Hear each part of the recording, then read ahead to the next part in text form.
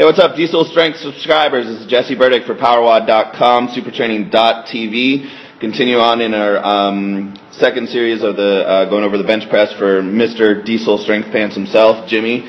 So the next thing he wants to talk about is leg drive. I think leg drive not only is it important, but it's also one of the most misunderstood parts of the bench press.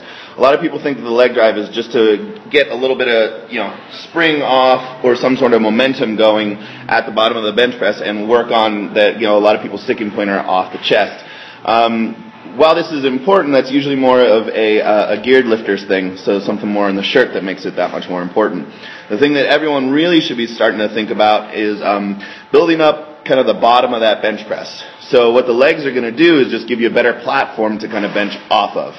So we're not looking for this big jump off, really kind of throwing your ass up off the bench or anything. What we're trying to do is we're trying to wind up that hip capsule, drive those heels into the floor, give yourself, if you're going to arch, that's fine, it's up to you. Give yourself just something to kind of bench off of. So there's a couple of options that you're going to go for. You're going to either try and get your feet tucked way underneath you, so your toes are going to be on the floor, your knees are going to be below your hips, driving kind of the balls of your feet into the floor, therefore driving your traps back into the bench. The other way, the more preferable way, more comfortable way, especially with people with some immobile hips, if you got immobile hips, very, very hard just in general to get really, really great leg drive. So that's something that you need to go ahead and check out.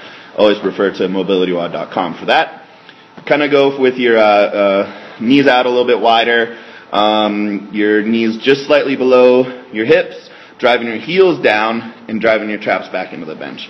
So again, what we're trying to do is just wind up that hip capsule, give you something a little bit better and stronger to bench off of, give yourself a little bit of leg drive, a little bit of pop off the bottom. Hope that helps. See you next time.